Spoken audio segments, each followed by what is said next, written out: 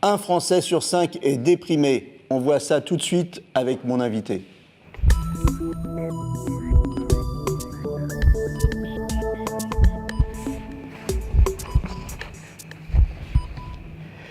Alors, près de 20% des Français entre 15 et 75 ans ont vécu ou vivront une dépression au cours de leur vie. Professeur Antoine Pellissolo, vous êtes psychiatre, vous êtes professeur des universités, praticien hospitalier à l'hôpital de Créteil, vous êtes chef du service psychiatrie sectorisée. Vous prenez plus particulièrement en charge ce qu'on appelle les TOC, les troubles obsessionnels compulsifs, et les troubles anxieux sévères. Vous êtes auteur du livre Votre meilleur psy. Vous êtes votre meilleur psy, allez mieux sans divan ni médicaments, et puis vous êtes aussi auteur de cet ouvrage Dépression, s'enfermer ou s'en sortir. Vous, ça va? Une question.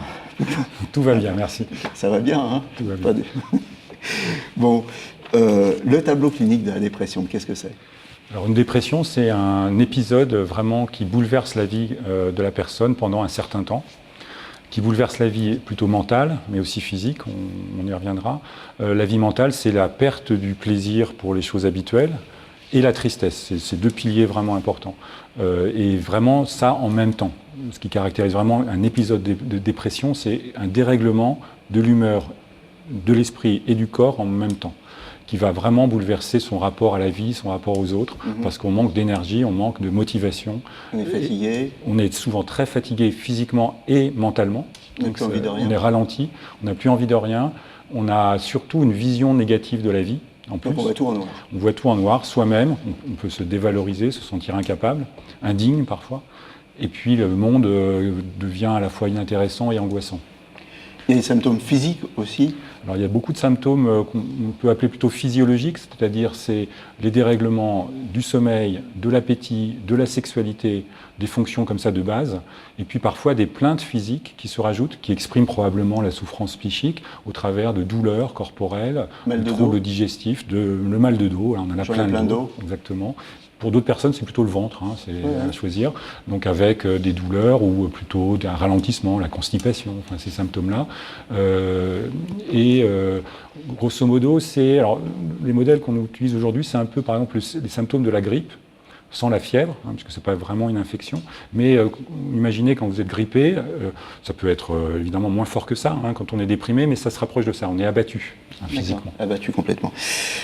On peut tous être abattus, quand arrive l'automne, on est un peu déprimé, il y a des périodes comme ça dans l'année où ça va pas fort, c'est pas une dépression pour autant. Oui, alors d'abord c'est pas forcément tout le monde, il y a des gens qui sont quand même très, insensibles à tout cela. Alors la vraie dépression, maladie vraiment, c'est celle qui est pathologique, c'est quand on a tous ces dérèglements en même temps, j'insiste sur le fait qu'on peut avoir comme ça 4 ou 5 symptômes vraiment très forts en même temps, et puis qui durent longtemps.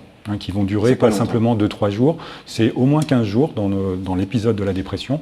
Malheureusement, des fois, ça peut durer des semaines et des mois. Donc on n'est pas dans quelque chose de normal. Si on ne veut pas laisser véritablement les choses s'installer, au bout de 15 jours, 3 semaines, de déprime, de fatigue, de j'en ai ras-le-bol de tout, de je vois tout en noir, de ça va pas, là, on va voir qui ? On va voir d'abord son médecin traitant parce que justement, il va pouvoir faire le diagnostic. Parce que malgré tout, c'est pas simple de différencier la dépression des fameux coups de blues normaux, des difficultés d'adaptation et puis d'autres problèmes psychiques ou physiques. Et donc le médecin est là pour ça. Le médecin, il va vous poser des questions. C'est pas forcément immédiat, ça peut prendre un certain temps d'entretien et éventuellement une autre consultation, mais c'est important pour poser le diagnostic. On le dit bien, la dépression, c'est pas un coup de blues, c'est une vraie maladie. C'est une vraie maladie qui a des bases cérébrales. Vraiment, on peut vraiment être tranquille là-dessus. Aujourd'hui, on a des éléments de certitude. On ne sait pas bien quoi, mais il y a un dérèglement physiologique. Ce n'est pas du cinéma, ce n'est pas juste un problème d'adaptation transitoire, même si tout cela existe aussi, et ça ressemble. C'est vrai que c'est pour ça que c'est compliqué. Il y a des gens qui ont du mal au départ à faire la différence. C'est pour ça qu'un regard extérieur d'un spécialiste, médecin, parfois psychologue aussi, peut être vraiment essentiel pour faire la différence. Vous avez parlé des syndromes de la grippe sans la grippe. Alors moi je vous retourne la question, est-ce que parfois on peut confondre, on peut ne pas voir la dépression parce qu'elle est masquée par une autre maladie, c'est-à-dire qu'on a des tas de symptômes qui peuvent être attribuées à une autre maladie. Il y a vraiment beaucoup d'interférences entre le corps et l'esprit, évidemment. Il y a des maladies physiques qui s'accompagnent de dépression, qui masquent la dépression, effectivement. Il y a des symptômes physiques de la dépression qui sont vraiment au premier plan. Il y a des personnes qui vont consulter leur médecin parce qu'elles sont convaincues d'avoir un problème digestif, un problème de dos uniquement, ou d'un problème cérébral parce que c'est les maux de tête beaucoup. Et donc il y a un travail là de diagnostic pour démêler tout ça.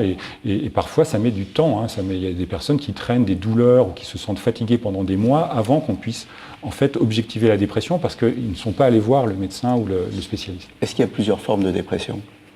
Il y a sûrement plusieurs formes de dépression et plusieurs mécanismes de dépression. Je ne vais pas rentrer dans le détail parce que nous-mêmes, on n'est pas encore très au clair sur ces différentes causes possibles. Il y en a sûrement plusieurs. Par contre, il y a des symptômes différents. Et c'est pour ça qu'aussi c'est difficile parce que les manifestations peuvent être variées d'une personne à l'autre. Quand je vous dis le tableau total, qui est extrême quand on a tous les symptômes, mais certaines personnes n'ont que seulement une partie vont exprimer leur dépression par la fatigue et d'autres par l'esprit. Des dépressions chroniques. On a fait une dépression, puis ça va mieux, et puis on en refait une, et puis on oui, s'en c'est sort même jamais. le plus souvent, malheureusement. Un épisode dépressif reste rarement, en tout cas, isolé toute la vie. Parfois, il n'y en a qu'un seul, mais souvent ça se répète. Et parfois, certaines personnes ont une maladie dépressive, c'est-à-dire une maladie qui se répète. Alors, chronique, ça peut être le cas quand ça dure longtemps, chaque épisode. En général, une dépression, ça dure 6 mois, parfois plus, mais c'est en moyenne 6 mois. Donc, il faut la raccourcir par les traitements. Mais pour certaines personnes, ça va être plusieurs années. Ça, c'est plus rare. Le burn-out, c'est une forme de dépression où le burn-out peut nous mener à la dépression? Alors c'est une dépression, moi je dirais partielle, parce que c'est uniquement dans le champ professionnel, c'est une difficulté à s'adapter à certaines contraintes professionnelles, dans lesquelles on a des signes qui ressemblent à la dépression, mais qui sont vraiment liés au contexte du travail. Et quand on sort du travail, en général, on se sent mieux. Donc ce n'est pas l'ensemble de la dépression. Par contre, un burn-out qui dure et qui s'intensifie, assez souvent, plus d'une fois sur deux, va conduire à des épisodes dépressifs là caractérisés. La dépression, ça peut mener aussi à d'autres choses. Ça peut mener à l'alcoolisme, à la dépendance aux médicaments, à la drogue. C'est une suite logique, c'est tout le temps. Alors ça peut être effectivement des complications de la dépression quand on souffre. Et la dépression, c'est avant tout une douleur morale. Et pour calmer la douleur, on trouve parfois des compensations ou des produits qui peuvent être sur le moment des solutions pour se soulager, mais qui engendrent d'autres problèmes qui sont les dépendances et les abus de ces toxiques. Donc alors, ça joue dans les deux sens. C'est-à-dire que la dépression peut se compliquer d'alcoolisme ou de problèmes de drogue, surtout plutôt avec les médicaments. Et à l'inverse, effectivement, il y a beaucoup de symptômes liés à l'alcool qui sont des symptômes dépressifs. Donc, il faut étudier les choses sous les deux angles. Ça peut mener au suicide, la dépression ? Malheureusement, oui, la dépression, on peut dire que c'est une maladie grave par ce biais-là aussi. C'est une maladie grave à cause du retentissement dans la vie, notamment professionnelle et familiale, mais aussi parce qu'il y a un risque de suicide. Alors, heureusement, je crois que 70% des gens qui se suicident étaient déprimés. Voilà, tout à fait. On le retrouve après ça coup, ne veut pas dire que malheureusement. parce qu'on est déprimé, on va se suicider, mais enfin, c'est quand même un chiffre. Bien sûr, il y a 10 000 suicides par an, donc on peut dire qu'au moins la moitié sont liés à la dépression, et puis d'autres facteurs. Ça peut être vraiment une façon d'arrêter de souffrir. Le fait de vouloir mourir, c'est j'en peux plus, c'est trop douloureux, ou en plus, j'ai une vision catastrophique de la vie et je préfère que ça s'arrête. Les origines de la dépression, qu'est-ce que c'est ? C'est héréditaire Alors, les origines, comme pour la plupart des troubles psychiques aujourd'hui, on considère que c'est à la fois une constitution effectivement probablement fragilisante, avec des facteurs sûrement génétiques mal encore précisés, un terrain particulier, et puis aussi l'accumulation des facteurs de stress dans la vie, des épreuves de la vie, la construction de la personnalité qui est fragile. Donc c'est un ensemble de causes et sûrement un ensemble de facteurs sur lesquels on peut agir. C'est ça l'intérêt. Il y a des facteurs un peu biologiques, on agit dessus avec des médicaments, et des facteurs plutôt psychologiques, on agit avec... Est-ce qu'il y a des facteurs déclencheurs, un traumatisme, un choc, dans les causes qu'on retrouve, il y a effectivement souvent des facteurs déclenchants, en tout cas au début. C'est-à-dire que la première dépression, elle survient souvent après un événement, un choc, une perte d'emploi, une difficulté personnelle, relationnelle. Et puis, donc ça expliquerait comme ça la dépression. Mais on se rend compte qu'au fur et à mesure que la dépression se répète, il y a de moins en moins de facteurs déclenchants. Donc c'est là qu'on voit que certaines personnes ont une vulnérabilité, peuvent faire des dépressions aussi sans raison. Il y a des périodes où on est plus fragile, le départ des enfants de la maison, la retraite, des choses comme ça, des événements marquants marquant dans la vie? Alors la dépression, ça peut arriver à tous les âges, déjà. Okay. Souvent, ça commence tôt dans la vie, mais effectivement à des périodes clés, alors qui sont des périodes biologiques aussi. Par exemple, le postpartum, comme on dit, une femme qui accouche a un risque plus élevé de dépression après l'accouchement, à la ménopause également, et puis effectivement les événements de la vie, les séparations, les prises d'autonomie des uns et des autres, tout ça se conjugue dans un faisceau de facteurs qui vont conduire à la dépression. On arrive bientôt à la fin de l'émission. Je voudrais vraiment qu'on parle des moyens d'en sortir de la dépression. C'est important. Comment heureusement, la dépression, c'est une maladie qui se soigne, donc il faut vraiment tout faire pour se soigner. Avoir un diagnostic avec un spécialiste, et ensuite il y a 2 outils vraiment essentiels, les médicaments antidépresseurs, qui sont vraiment des médicaments aujourd'hui qu'on maîtrise bien. Le Prozac, il y en a 2 ou 3 maintenant qui sont très utilisés, puis d'autres aussi.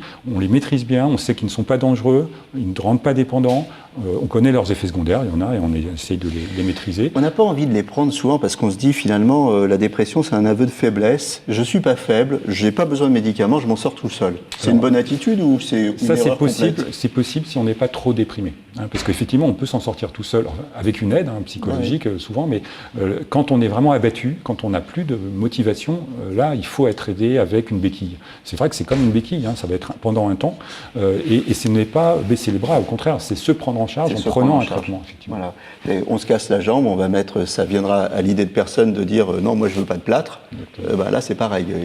On réapprend à marcher bien sûr. Quand on a eu la béquille, et on réapprend à vivre avec une psychothérapie qui est souvent utile à faire, souvent dans un deuxième temps, parce que quand on est au fond du trou, on n'arrive pas à y voir clair. Dans un deuxième temps, on va essayer de comprendre comment on en est arrivé là pour éviter que ça revienne. Et on a aussi maintenant vraiment des méthodes de psychothérapie très efficaces pour sortir de la phase vraiment la plus dure, et après ensuite utiliser des méthodes de prévention qui passe souvent par un travail un peu psychologique sur soi-même et sur les émotions, c'est très important, pour éviter de retomber dans une nouvelle dépression. En 2 mots, l'attitude des proches, c'est quoi? C'est dire, allez, secoue-toi, ou alors c'est au contraire d'être aidant, aimant? C'est avant tout la bienveillance, effectivement, l'écoute pour repérer ce qui ne va pas et conseiller une aide, et puis trouver un juste milieu entre dire il suffit de se bouger, ça va aller, ça c'est pas possible à entendre parce que c'est pas un problème de mauvaise volonté, c'est tout le contraire, c'est je ne peux pas le faire. Donc c'est pas non plus je laisse la personne toute seule parce que j'attends que ça se soigne et ça va pas se soigner tout seul. Donc les proches ils peuvent être bienveillants en étant présents, en proposant des choses, en accompagnant quand c'est possible, en incitant parce que c'est vrai qu'il faut redonner un peu l'envie, mais pas en poussant quand on n'est pas capable de le faire. Il faut attendre le bon moment et donc il faut être présent parce que quand on est déprimé, on a tendance à se replier sur soi et ne plus voir qu'il y a d'autres personnes et profiter du soutien affectif, c'est vraiment essentiel dans ces cas-là. Voilà, je vous remercie beaucoup. J'espère que vous y voyez plus clair sur la dépression. À très bientôt pour un nouveau numéro de Capital Santé et d'ici là, portez-vous bien.